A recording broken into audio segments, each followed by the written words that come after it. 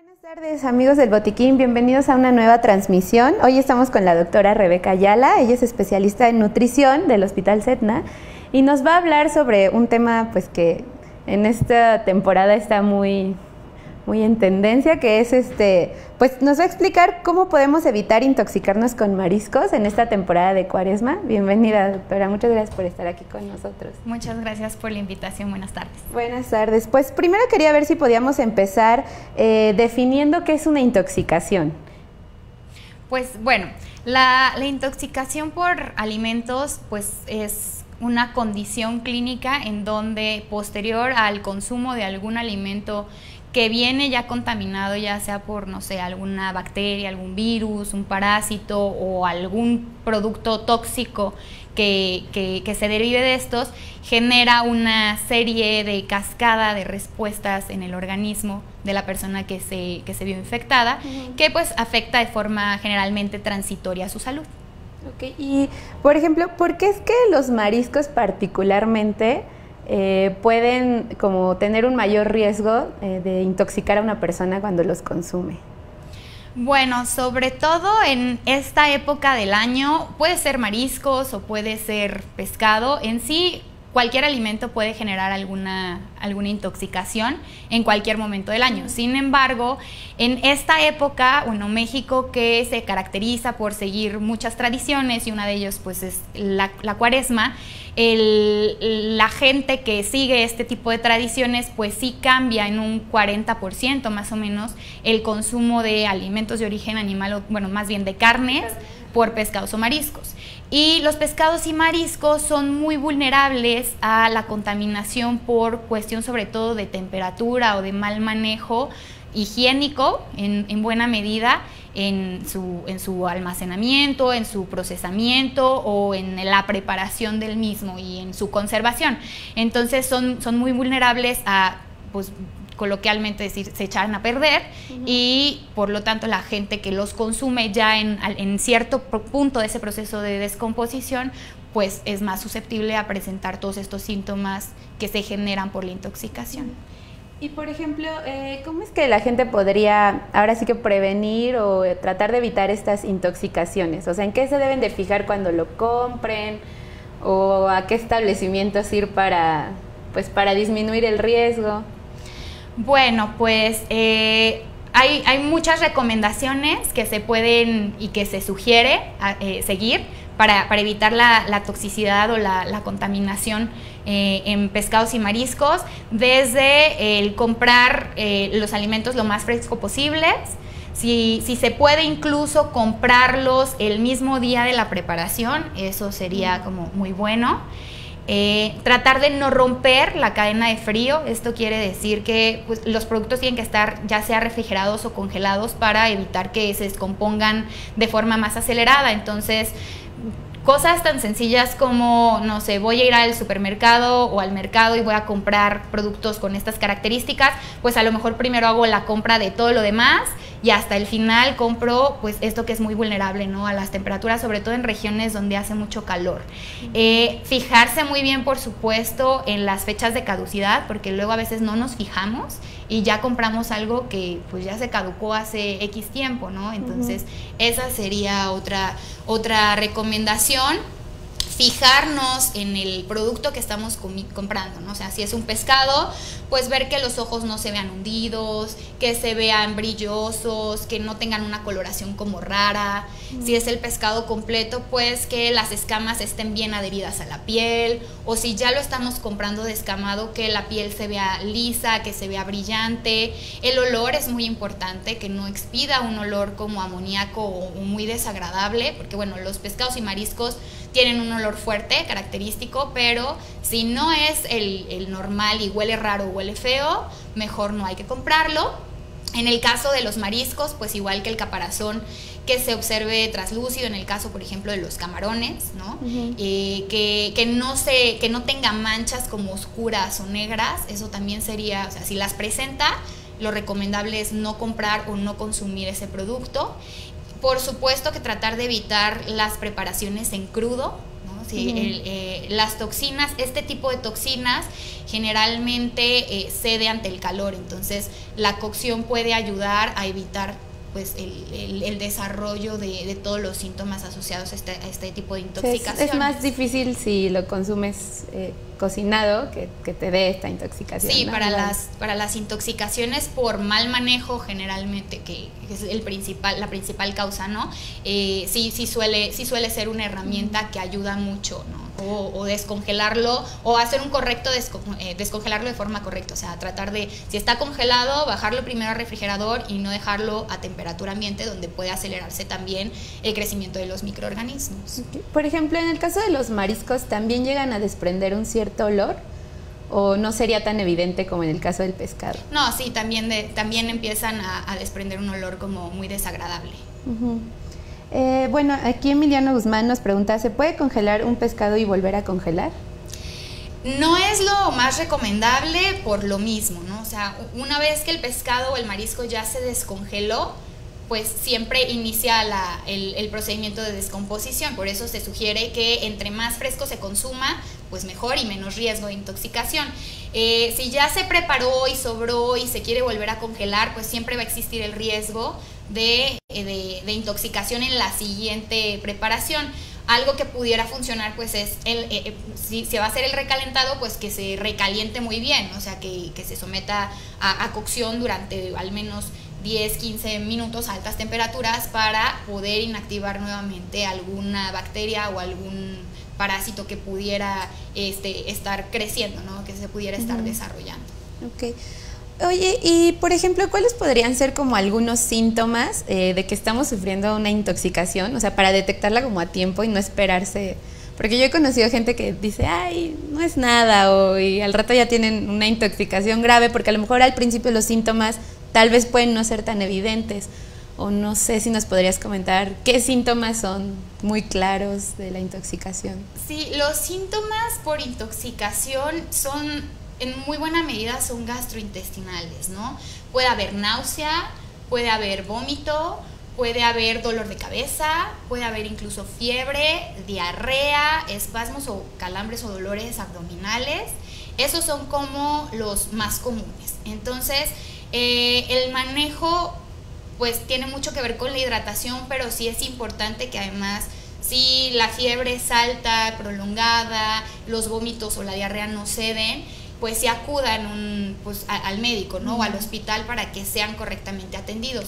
Sobre todo hablando de población vulnerable, como los niños, los adultos mayores o las mujeres embarazadas, donde de entrada no se recomienda el consumo de este tipo de alimentos por el riesgo incrementado a las intoxicaciones y porque son mucho más vulnerables a la deshidratación, ¿no? Entonces, los síntomas clásicos tienen mucho que ver con la sintomatología gastrointestinal, dolor, náusea, vómito, puede haber dolor de cabeza, puede incluso haber como cosquilleos. Reacción cutánea. Sí, entonces a veces es difícil porque la presentación clínica puede llegarse a confundir con la de las alergias, por ejemplo, ¿no? Entonces, de todos modos, sea alergia o sea intolerancia o sea intoxicación, la recomendación es acudir con el médico para que dé el tratamiento adecuado y acorde al cuadro que se está presentando. Ok, bueno, también aquí nos pregunta Andrea Castro si la cocción de los alimentos influye en la intoxicación. Sí, bueno, dependiendo del tipo de toxina que se encuentre en el alimento, si la toxina viene en el animal por consumo de alguna alga, que es lo que se conoce como la marea roja, aquí la cocción no va a hacer la diferencia entre que se puedan intoxicar o no se puedan intoxicar, pero si es una intoxicación por el mal manejo, que no se lavó, no se desinfectó, o bueno, no se lavó, no se descongeló de forma adecuada o estuvo mucho tiempo a temperatura ambiente, ese tipo de intoxicación, que es el más común, la temperatura sí suele ejercer un efecto positivo o favorable en el pescado, en el marisco. Por eso se recomienda en estas épocas consumirlo de forma cocida y no cruda. Ok, también nos pregunta de nuevo Andrea Castro, ¿cómo sé si mi sushi está en buen estado? Uy, bueno, en buena medida es un voto de confianza, pero de entrada, bueno, si huele raro, el sushi mejor no te lo comas. Pero si te preocupa mucho el tema y quieres tener total certeza, mi recomendación sería, uno, acudir a algún establecimiento que tenga distintivo H, por ejemplo, o sea, que tenga algún reconocimiento por parte de las autoridades sanitarias, que reconozca que los procesos en la elaboración, en la manipulación de los alimentos son los correctos y que garantizan que las cosas se están haciendo bien y por tanto los riesgos son mínimos, o prepararlo cada quien en su casa, ¿no? O sea, ese es otro tip que nos puede ayudar mucho a reducir de forma importante el contagio o la intoxicación, el hecho de nosotros tener el control sobre la preparación de nuestros alimentos. Pues nosotros podemos tener la certeza de que se compró en buenas condiciones, se almacenó en buenas condiciones, que lo preparamos con pues toda la higiene posible y pues que eso automáticamente reduce el riesgo, ¿no? de una posible contaminación.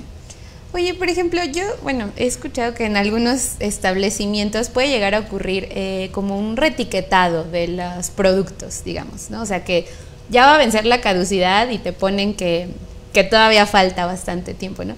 Por ejemplo, en este caso, ¿habría alguna forma de que nosotros, a pesar de que diga que todavía falta para la caducidad, pudiéramos detectar que tal vez ya no está como en tan buen estado, que está próximo a caducar, o es muy difícil en ese caso? Pues de entrada esa sería una irresponsabilidad por parte del que vende el reetiqueta, sí, claro. el hacer esto, el reetiquetado, pero pues, o sea, lo que podemos hacer es otra vez revisar, ¿no? Que el pescado se vea bien, que se vea bonito, vaya, ¿no? Que esté brillante, que no huela feo, que no esté baboso, que no esté verde, que no, algo, porque luego uno ve, no se ve normal. Entonces, si dice que, no sé, falta un mes o 3 semanas para caducar, pero yo veo que el ojo ya está hundido, o está amarillo, o está café, o que tiene manchas, pues con la pena yo mejor no compro o no consumo ese producto, porque pues es probable que ya no esté en condiciones favorables para su consumo. Y también preguntan, Lucía Sagún, si es verdad que los pescados y mariscos en mal estado huelen a amoníaco. Sí es cierto. O sea, el olor a amoníaco ya es un signo de que el alimento está en un proceso de descomposición y no es recomendable su consumo. Okay. ¿Y por qué el olor a amoníaco? Pues es parte de lo que despiden procesos enzimáticos y del mismo alimento durante la descomposición. Hay cambios, hay reacciones, hay liberación de sustancias y el olor amoníaco es característico y signo de descomposición. ¿Pero es de los mariscos solamente o puede estar en otros? Pues en los mariscos es como muy característico. Okay. Es como más fuerte. Es más fuerte, exacto. Y por ejemplo, ¿puede haber complicaciones graves, digamos, por una intoxicación? ¿O qué es lo peor? Sí puede llegar a haber fatales incluso, ¿no? Complicaciones, son raros los casos. Generalmente los cuadros por intoxicación remiten o se resuelven en un par de días a más tardar, pero depende también del grado de intoxicación o cuál haya sido la toxina o el microorganismo que está generando el cuadro, ¿no? Entonces, sí puede haber, dependiendo también, como decía, ¿no? de cuál sea la causa. Hay alteraciones cardiovasculares, alteraciones en la presión, en la frecuencia cardíaca o incluso neurológicos, de parálisis, incluso de apnesia, que se han reportado. Hay distintas clasificaciones por intoxicaciones, ¿no? Pero depende mucho, digamos, del tiempo que tardes en atenderla. A lo mejor depende más de la toxina que lo esté causando, ¿no? Porque si es una toxina que pues solita se va a ir, por decirlo de alguna forma, pues nada más, si es un niño, aunque sea a lo mejor algo más inofensivo, que le genere a lo mejor un cuadro diarreico fuerte, pues sí le puede traer complicaciones, porque los niños se deshidratan muy rápido, igual que los adultos mayores, ¿no? Entonces ahí se hospitalizan, se les pone una vía endovenosa donde se les está hidratando y nada más. Ya casos más graves, pero que también son más raros, sí puede traer alteraciones ya sistémicas importantes, pero repito, son la minoría. En el caso, por ejemplo, de los niños, comentabas que no es recomendable dárselos antes de 1 año, ¿no? Pero, por ejemplo, en este tiempo de cuaresma, que a lo mejor hay más riesgo, ¿tú qué recomendarías evitarlos en el caso de los niños? ¿O qué recomendaciones podríamos hacer para para también dárselo a los pequeños, adultos mayores y embarazadas sin que haya tanto este riesgo? Bueno, el riesgo va a estar siempre, aunque tengamos los mejores cuidados, ¿no? En niños menores de 1 año no es recomendable el consumo de pescados y mariscos, ni en cuaresma, ni en ninguna época del año, por el riesgo o la vulnerabilidad que tienen en su sistema inmune y el riesgo también a padecer o desarrollar, más bien dicho, alergias en un futuro de esos alimentos. En embarazadas y en adultos mayores el riesgo está más en función de que su sistema inmune está un poquito más, no está tan fuerte, vaya, ¿no? Entonces, el consumo, sobre todo en preparaciones crudas, pues también incrementa el riesgo. Entonces, a forma preventiva, pues la recomendación sería solamente preparaciones cocidas y con mucha precaución, ¿no? Igual buscar los estándares de más alta calidad para evitar y disminuir al máximo estos riesgos, pero tampoco es lo más recomendable. O sea, la recomendación es tratar de evitarlo, sobre todo en crudo, ¿no? Y por ejemplo, ¿por qué es que a veces una persona a lo mejor sufre una intoxicación y después pasa que ya no puede consumir mariscos? O sea, no es como que se le quita y ya puede volver, sino que hay gente que como que ya no los puede volver a comer. Es un riesgo que...